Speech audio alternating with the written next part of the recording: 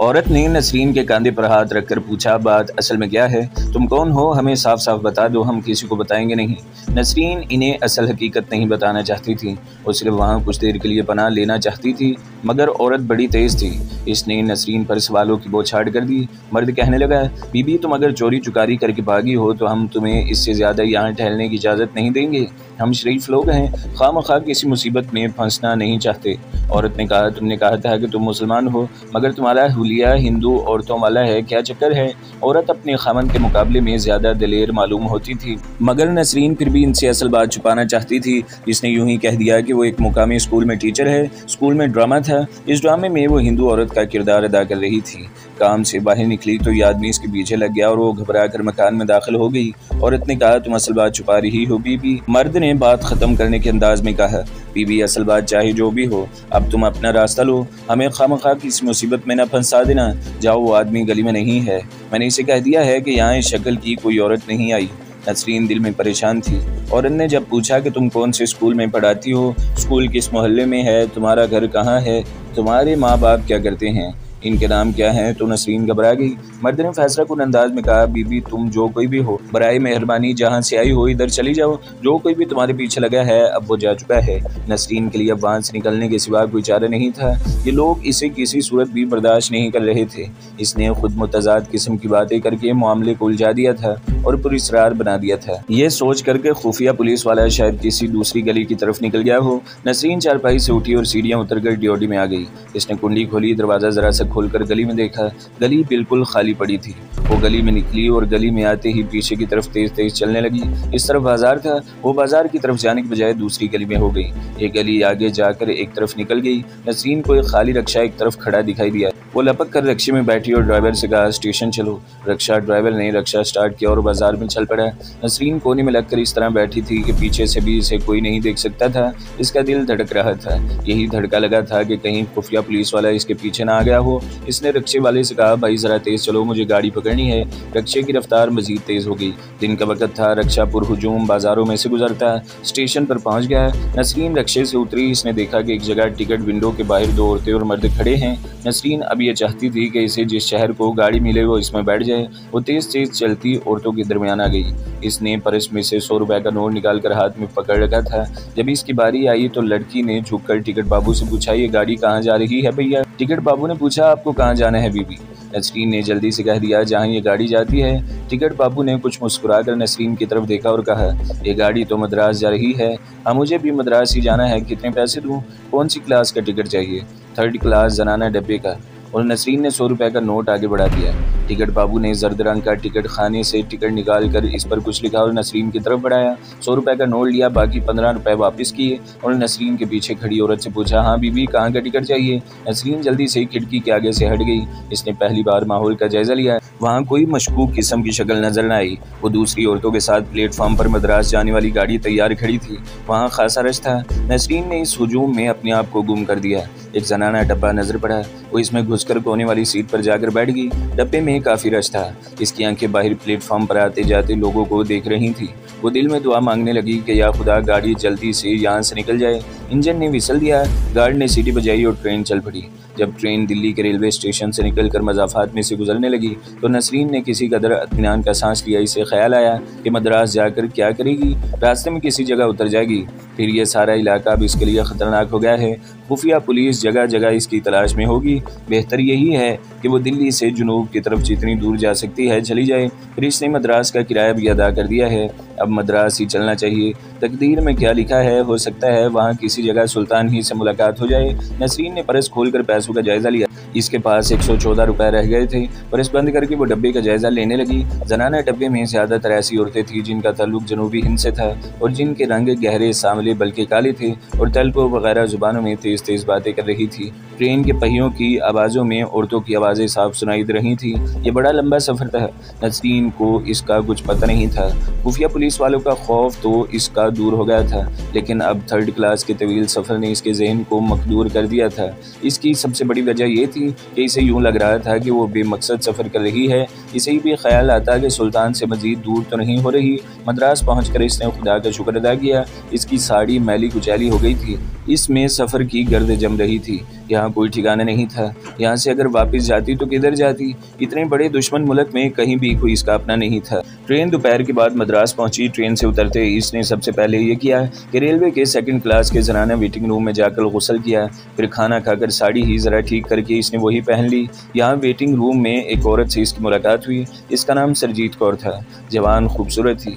इसकी नई नई शादी हुई थी और मद्रासी नौकरानी के साथ अपने खावंद के पास जा रही थी, जहाँ इसने जंगल में दरख्तों की कटाई का ठेका ले रखा था। सरजीत कौर एक खुश अखलाक औरत थी। वो बड़ी जल्दी नसरीन की सहेली बन गई। नसरीन को भी एक ऐसी औरत की ज़रूरत थी जो इसे कुछ दिनों के लिए पनाह दे और जिसके पास रहकर वो आइंदा के लिए कोई मनसूबा बंदी कर सके। नसरीन ने इसे अपना नाम सावित्री ही बताया और ये कहानी सुनाई कि वो अमृतसर की रहने वाली बेवा है। जवानी में ही बेवा हो गई थी। सास ने घर से निकाल दिया। मद्रास में इसका एक भाई रहता है। यहाँ इससे मिलने आई तो पता चला कि वो मद्रास से बम्बई चला गया है। अब मेरा दिल दुनिया से भर गया है। सोचती हूँ कि खुदकुशी कर लूँ। नसरीन की फर्जी कहानी ने सरजीत कौर के दिल पर बड़ा असर किया। इसने कहा, सावित्री बहन, तुम अभी जवान हो, सारी ज़िंदगी तुम्हारे सामने है। मेरे साथ मदवरा चलो, कुछ दिन मेरे पास रहो, तुम्हारा दिल बहल जाएगा। मेरे खामन का बम्बई में भी कारोबार है, तो तुम्हारे भाई का पता मालूम कर देगा। फिर तुम अपने भाई के पास बम्बई चली जाना। नसरीन को कुछ दिनों के लिए सरजीत कौर का सहारा और इसके साथ मदवरा जाना अच्छा लगा। इसने वहीं से मदवरा का एक टिकट भी मंगवा लिया। 1 घंटे बाद वो सरजीत कौर के साथ रेल के डब्बे में बैठी मद्रास से मदवरा की तरफ सफ़र कर रही थी। नसरीन इस हकीकत से बेखबर थी कि कुदरत इसे बहाने बहाने सुल्तान के करीब ले जा रही है। मदवरा मद्रास और रामेश्वरम के दरमियान वाक़ है। ये भी काफ़ी लंबा सफ़र था। तीसरे पहर ट्रेन मद्रास से चली और अगले रोज़ आधी रात को मदवरा पहुंची। सरजीत कौर का खामन खुशवंत सिंह अपनी बीवी के खैर मकदम के लिए स्टेशन पर मौजूद था। वो भी सरजीत कौर की तरह हंसमुख और खुश शक्ल नौजवान था। सरजीत कौर ने नसरीन का इससे तारुफ करवाया और कहा, मेरी अमृतसर की स्कूल की सहेली है। मद्रास अपने भाई के पास आई थी, वो नहीं था। खामन मर गया है। सास बड़ा जुल्म करती है, वापस अमृतसर जा रही थी। मैंने कहा, कुछ रोज़ मेरे पास चलकर रह लो, तुम्हारा जी बहल जाएगा। खुशवंत सिंह भी बड़ा खुश हुआ। सावित्री से हाथ मिलाकर कहने लगा, बहन जी, आपकी वजह से सरजीत का भी परदेश में जी लग जाएगा। यहाँ तो हर तरफ तामिल ही तामिल हैं, पंजाबी बोलने वाला कोई नहीं मिलता। रात उन्होंने मदवरा के एक रेस्ट हाउस में क्याम किया। दूसरे दिन नसरीन के साथ रामानाथापुरम चल दी। रामानाथापुरम 2 घंटे का सफ़र था। वहाँ से 20 मील जनूब की तरफ घने जंगल में खुशवंत सिंह का गटाई का ठेका था। जंगल में एक महफूज मुकाम पर रेस्ट हाउस था जो खुशवंत सिंह ने ले रखा था। यहाँ नसरीन को एक छोटा मगर बड़ा आरामदेह कमरा मिल गया, जिसकी खिड़की जंगल की तरफ खुलती थी। खिड़की पर लोहे का जंगला लगा हुआ था। सरजीत कौर 2 बरस से यहाँ रह रही थी। इसने नसरीन को बताया कि यहाँ से 50 मील आगे समंदर शुरू हो जाता है और कंदरगाम का स्टेशन है, जहाँ से रेलगाड़ी रामेश्वरम जाती है, जो मंदिरों का शहर है और सारे मुल्क से हिंदू यात्री शिव भगवान की पूजा करने आते हैं। तुम वहाँ पूजा करने कभी नहीं गई सावित्री? नसरीन ने चौंक कर कहा, नहीं, मुझे मौका ही नहीं मिला। शादी के 1 साल बाद खामन मर गया, फिर सांस का जुल्म और सितम शुरू हो गया। सरजीत कौर बोली, अच्छा, अगले हफ्ते मैं खुद तुम्हें लेकर चलूंगी। वहाँ नाग देवता के मंदिर भी हैं, जहाँ सांपों की पूजा होती है। घरों में सांप चलते फिरते नजर आते हैं। नसरीन ने मसनूई दिलचस्पी का इजहार किया। इसका दिल सुल्तान की तरफ लगा था कि खुदा जाने अब इससे कब और कहाँ मुलाकात होगी। क्या खबर अब जिंदगी में कभी आमना सामना न हो। इसकी आंखों में आंसू आते आते रह गए। हालात और वाक़यात का बहता हुआ पुरस्कार धारा दोनों मोहब्बत करने वालों को एक दूसरे के करीब ला रहा था। तकदीर की नजर न आने वाली लहरें सुल्तान और नसरीन को मुखालिफ सिमतों से बहाती हुई एक दूसरे के करीब ले आई थी। सरजीत कौर के यहाँ जंगल वाले रेस्ट हाउस में आए नसरीन को चौथा दिन जा रहा था कि दोपहर के करीब वहाँ एक काला कलोटा मद्रासी सपेरा बीन बजाता हुआ आ गया। रेस्ट हाउस के सामने आकर इसने सांपों की पिटारी खोली और बीन बजाकर सांपों को बाहर निकालने लगा। बीन की आवाज़ सुनकर सरजीत कौर ने नसरीन से कहा, सावित्री, आओ सांपों का तमाशा देखते हैं। दोनों रेस्ट हाउस के बरामदे में बिछी हुई बांस की कुर्सियों पर आकर बैठ गईं। बजंग सरकंडो जैसे बालों वाला सपेरा बीन बजा रहा था और इसके सामने 3 सांप फन उठाए झूम रहे थे। सरजीत कौर ने नसरीन को बताया कि यह सपेरा महीने में 1 बार आता है, सांपों का तमाशा दिखाता है और कुछ पुराने कपड़े और चावल वगैरह लेकर चला जाता है। नसरीन बड़ी दिलचस्पी से सांपों को देख रही थी। इनके फन बड़े खूबसूरत थे और उन पर हैरत अंगेज रंगों के डिज़ाइन बने हुए थे। सपेरे ने बीन रख दी और सांपों से खेलने लगा। कभी वो उन्हें गर्दन के गिर लपेटता, कभी जोर से हवा में उछालता और जब वो ज़मीन पर आते तो फौरन इनको दुम से पकड़ लेता है। जब वो तमाशा दिखा चुका तो सरजीत कौर के आगे हाथ बांधकर खड़ा हो गया और अपनी जुबान में बख्शिश मांगने लगा। सरजीत कौर ने हाथ के इशारे से सपेरे को रोकने के लिए कहा और कमरे में चली गई। सपेरा नसरीन को अपनी शिंगलनी आंखों से घूर कर देखने लगा। नसरीन नसरीन कुछ भी इत्मीनानी सी महसूस करने लगी। इसे सपेरे की आंखों में खास तलिस्मी कशिश महसूस रही थी। इतने में सरजीत कौर कमरे में आई। इसके हाथ में कुछ पुराने कपड़े और चावलों से भरा हुआ प्याला था। इसने कहा, सावित्री, ये तुम्हारी साड़ी बड़ी पुरानी हो गई है, इसे सपेरे को दे दो। मैं नहीं ले दूंगी, ये लोग साड़ी लेकर बड़े खुश होते हैं, अपनी बहू बेटियों को दे देते हैं। नसरीन ने कहा, ज़रूर दे दो, मुझे कोई एतराज़ नहीं। सपेरा साड़ी लेकर वाकई बड़ा खुश हुआ। सपेरा चला गया। नसरीन को याद नहीं रहा था कि इसने अपनी मंगनी की अंगूठी सोने के एक छल्ले की शक्ल में थी, इस साड़ी के कोने में बांध रखी थी। अंगूठी पर अंग्रेजी का हरफ एन खुदा हुआ था। यह अंगूठी मंगनी के मौके पर सुल्तान ने कराची में इसे पहनाई थी। अब आते हैं सुल्तान की तरफ। ये उस दिन का वाक़या है जिस दिन सुल्तान रामेश्वरम से आगे समुद्री खाड़ी पार कुंदनी देवदासी के पास इसकी झोंपड़ी के बाहर बैठा इसे अपनी और नसरीन की कहानी सुना रहा था। सुल्तान ने कुंदनी सांपो वाली देवदासी को नसरीन का नाम नहीं बताया था। इसने अपना नाम राम और नसरीन का नाम कमला बताया था। सांपो वाली देवदासी कुंदनी ने सुल्तान की कहानी सुनकर कहा कि हो सकता है शुमाली प्रांत से तुम्हारी मंगेतर कमला को अगवा करके किसी नाग मंदिर में लाया गया हो। इसके बारे में मेरे सपेरे ही कुछ बता सकते हैं, जो मंगल के मंगल मेरे पास आते हैं। ये सपेरे कुंदनी सांपो वाली के जासूस थे, जो इसे रामेश्वरम के शिव मंदिर और नाग मंदिरों में देव पुरोहितों और पुजारियों की अय्याशियों और नई देवदासियों की रिपोर्ट दिया करते थे। कुंदनी अगरचे अब नाग मंदिर की देवदासी नहीं थी, रिटायर्ड जिंदगी गुजार रही थी, मगर वो देवदासियों की अय्याशियों की खबरें पूरी अपने पास रखती थी और मंदिरों के तमाम हालात से बाखबर रहती थी। सपेरों के आने में अभी 2 दिन बाकी थे। रात को कुंदनी ने सुल्तान को अपनी झोंपड़ी में सोने का कहा और खुद थोड़े फासले पर बनी हुई दूसरी झोंपड़ी में जाकर सो गई, जहाँ इसने पिटारियों में कुछ सांप भी रखे हुए थे। इसका अपना सांप, जिसको अपना बेटा कहती थी, इसकी कलाई के साथ लिपटा हुआ था। कुंदनी झोंपड़ी की तरफ जाते हुए मुड़ कर सुल्तान को पुरस्कार मकनातीसी निगाहों से देख रही थी। इसने कहा था, आज चंद्रमा की रात है, रात को सांप सैर करने निकलते हैं, तुम्हारी तरफ आए तो डरना मत, वो तुम्हें कुछ नहीं कहेंगे। मैंने इन्हें तुम्हारी कपड़ों की बू दे दी है। सुल्तान झोंपड़ी के बाहर कुछ देर बैठा नसरीन के बारे में और जिन हालातों वाकयात में वो उलझ कर रह गया था, इनके बारे में सोचता रहा। इतनी देर में नारियल के दरख्तों के पीछे से पूरा चांद निकला है। जंगल पर नीली नीली रोशनी फैल गई, शबनम गिरने लगी थी। सुल्तान झोंपड़ी के अंदर आकर नारियल की छाल के बिस्तर पर लेट गया। इसे नींद रही थी। नींद का एक झोंका आता, इसके साथ ही ख्याल नसरीन की तरफ निकल जाता कि वो कहाँ होगी, किस हाल में होगी, और इसके साथ ही नींद उड़ जाती। इसी हालत में रात गुजरती चली गई। चांद नारियल के ऊंचे झुंडों के पीछे आ गया, जिसकी वजह से झोंपड़ी पर इन दरख्तों के साए ने अंधेरा कर दिया था। झोंपड़ी का दरवाज़ा खुला था। सुल्तान को लेटे लेटे बाहर का मंजर धुंधला और पुरस्कार सा नजर आ रहा था। इसने घड़ी देखी। चमकीली सुइयों ने इसे बताया कि रात के 2:15 बज रहे हैं। वो पहलू बदल कर सोने की कोशिश करने लगा तो इसे सरसराहट की आवाज़ आई। ये आवाज़ बड़े करीब से आई थी। पिस्तौल इसके पास ही था।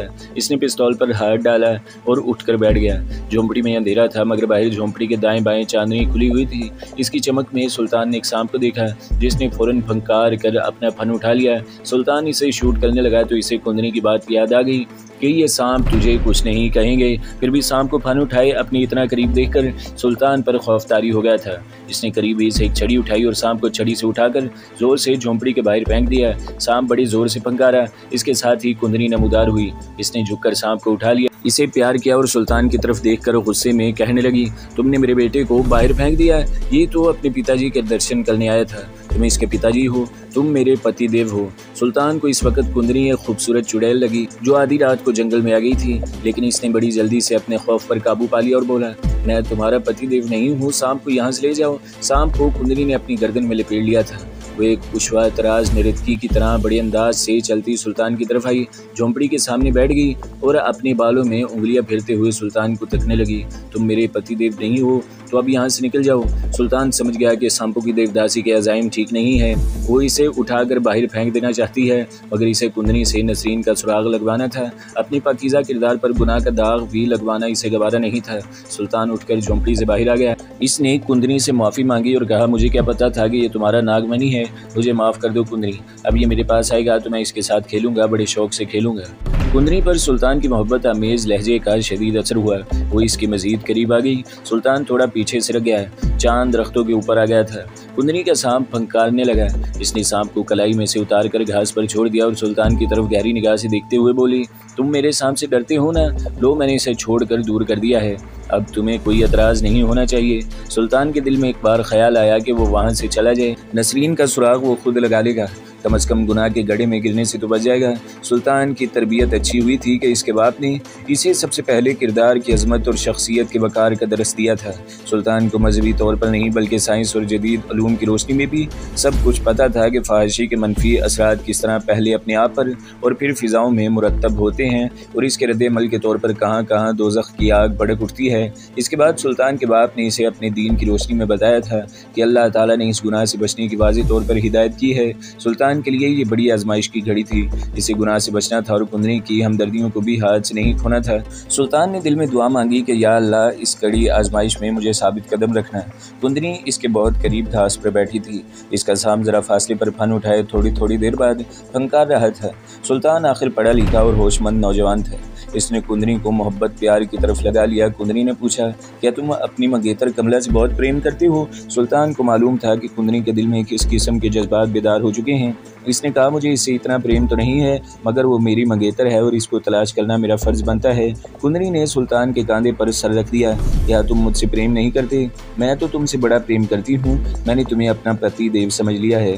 सुल्तान बिल्कुल साकित होकर बैठ रहा। जब कुंदरी इज़हार मोहब्बत में मज़ीद आगे बढ़ी तो इसने अचानक ज़ोर ज़ोर से खांसना शुरू कर दिया, जैसे इसे खांसी लग गई हो। कुंदरी ने सर पीछे हटा लिया और फिक्रमंद होकर बोली, क्या हुआ कांची? ठहरो, मैं तुम्हें दवा खिलाती हूँ। कुंदरी दौड़कर अपनी झोंपड़ी के अंदर गई। वहाँ से मिट्टी का एक प्याला उठा लाई। इसमें अरक था। इसने सुल्तान को अरक के चंद कतरे पिलाई। इनका जायका मीठा था। सुल्तान बोला, अब मैं ठीक हूँ कुंदरी, मुझे नींद आ रही है, मैं सोना चाहता हूँ। हाँ हाँ, तुम सो जाओ कांची, सुबह तुम बिल्कुल ठीक हो जाओगे। सुल्तान झोंपड़ी में जाकर छाल पर लेट गया और खुदा का शुक्र अदा करने लगा कि आजमाइश के वक्त खैरियत से गुजर गए हैं। मगर कुंदरी पीछे हटने के लिए आगे नहीं बढ़ी थी। वो अपनी ख्वाहिशात की बड़ी पक्की थी। सुल्तान की मर्दाना वजाहत, इसकी शख्सियत कुंदरी के दिल में नक्श कर गई थी। इसने दिल में फैसला कर लिया था कि वो सुल्तान को अपने से अलग नहीं करेगी। ना सिर्फ ये कि इसकी मंगेतर कमला का वो सुराग नहीं लगाएगी, बल्कि सुल्तान को भी अपने पास ही रखेगी। इसके लिए इसे मनफी हरबे ही क्यों ना इस्तेमाल करने पड़े। दूसरे दिन सुल्तान झोंपड़ी में देर तक सोया रहा। कुंदरी अपनी आदत के मुताबिक सुबह सवेर निकलते ही बेदार हो गई। नदी पर जाकर इसने स्नान किया, बालों में कंघी की, सांप को दूध पिलाया, जंगली फूलों के 2 हार बनाए, एक अपने गले में डाला, दूसरा हार लेकर सुल्तान के झोंपड़े में गई। सुल्तान बेसुध सो रहा था। कुंदरी ने जंगली फूलों का हार इसके चेहरे के पास जमीन पर रख दिया। थोड़ी देर तक इसके खूबसूरत सेहतमंद जिस्म को देखती रही, फिर मुस्कुराई और दरख्तों के साए में बने हुए चबूतरे पर आकर बैठ गई। वो ज़ाफ़रान प्याले में घोल कर अपने माथे पर टीका लगा रही थी कि एक तरफ से काला भजंग सपेरा निकल कर इसके पास आया, हाथ जोड़कर नमस्कार किया और ज़मीन पर बैठ गया। ये वही काला कलोटा सपेरा था जो जंगल के रेस्ट हाउस में एक दिन पहले सरजीत कौर और नसरीन से मिल चुका था। कुंदरी ने बेनियाजी से पूछा, मंगलम, तुम्हें तो परसों आना था, आज कैसे आ गए? वो इस सपेरे से तामुल यानी अपनी ज़ुबान में बात कर रहा था। सपेरे ने कहा, देवी माँ, मैंने जंगल में एक नई लड़की को देखा है। वो शुमाली प्रांत की लगती है, इसका रंग गोरा है। कुंदरी का हाथ अपने बाजू पर ज़ाफ़रान की लकीर डालते डालते रुक गया। सांप ने अपने फन का रुख सपेरे की तरफ मोड़ दिया। इसका नाम क्या है, तुम्हें मालूम है? नहीं देवी माँ, पर वो इधर की नहीं है। सरदारनी के पास इसे पहले भी नहीं देखा। कुंदरी का माथा ठनका। इसको ख्याल आया कि हो ना हो ये औरत कांची यानी सुल्तान की मंगेतर है। इसने सपेरे से पूछा, ये बताओ, नाग और शिव के मंदिरों में शुमाली प्रांत की कोई नई लड़की आई है? सपेरे मंगलम ने नफी में सर हिलाया और बोला, ऐसी कोई लड़की किसी मंदिर में नहीं आई देवी माँ। कुंदरी सोच में पड़ गई। इसने सपेरे की तरफ घूर कर देखा और बोली, तुम वहाँ से कुछ लाई भी हो? सरदारनी ने कुछ कपड़े दिए थे, एक पुरानी साड़ी भी दी थी। क्या वो साड़ी इस नई लड़की की है? ये मुझे मालूम नहीं देवी माँ। कुंदरी ने सपेरे मंगलम को अपने नज़दीक चबूतरे पर आने को कहा। सपेरा चबूतरे पर आकर बैठ गया। कुंदरी ने इसे हुक्म दिया, अभी जंगल में जाओ और पूरी तरह सुराग लगाओ कि वो गोरी लड़की कौन है, इस इलाके में क्यों आई है और क्या पुरानी साड़ी इसी की है। ये काम जल्दी करना है। सपेरा हाथ जोड़कर उठा और जिधर से आया था उधर को चल दिया। इतनी देर में सुल्तान बेदार हो गया था। वो झोंपड़े से निकलकर कुंदरी की तरफ आने के बजाय नदी की तरफ चल पड़ा और जाकर इसने मुँह हाथ धोया और वापस कुंदरी के पास आकर बैठ गया। इस दौरान कुंदरी ने वही चावल चाय का नाश्ता तैयार कर रखा था। कुछ जंगली केले और नारियल भी साथ थे। इन्होंने मिलकर नाश्ता किया। कुंदरी ने बातों बातों में सुल्तान से पूछा, तुम्हारी मंगेतर कमला की शक्ल कैसी है? क्या वो भी तुम्हारी तरह गोरी चिट्टी है? सुल्तान की आंखों के सामने नसरीन का चेहरा आ गया। उदास होकर बोला, हाँ कुंदरी, वो बड़ी खूबसूरत है। इसका रंग मेरी तरह बल्कि मुझसे ज्यादा गोरा है। इसकी आंखें बड़ी बड़ी हैं। बाएं गाल पर जरा ऊपर करके छोटा सा काला तिल भी है। कुंदरी ने सारा हुलिया जहन में बिठा लिया। कुंदरी को सुल्तान के हिंदू होने पर भी शक था। सुल्तान से पहली मुलाकात में इसे शक पड़ गया था कि यह नौजवान हिंदू नहीं मुसलमान है। उस रोज़ कुंदरी जंगल से खरगोश मार कर लाई थी और इसे भूनकर जब सुल्तान को खाने के लिए कहा था तो इसने पूछा था क्या ये झटका है। सुल्तान के मुंह से कुदरती तौर पर यह लफ्ज़ निकल गया था क्योंकि वो मुसलमान था। दीन के अहकामात और दीन की हुर्मत इसके खून में शामिल थी। बाद में इसने कुंदरी के आगे बड़ी वजाहत करने की कोशिश भी की थी। हमारे पिताजी आलिया समाजी थे, वो झटका पसंद नहीं करते थे वगैरह वगैरह। मगर कुंदरी को शक पड़ गया था कि दाल में ज़रूर कुछ काला है। तो दोस्तों, अगली किस्त सुनने के लिए हमारे चैनल को ज़रूर सब्सक्राइब करें, वीडियो को लाइक करें और बेल के आइकन पर भी क्लिक कर दें ताकि हर जो आने वाली वीडियोज़ हैं वो आपको सबसे पहले मिलती रहें।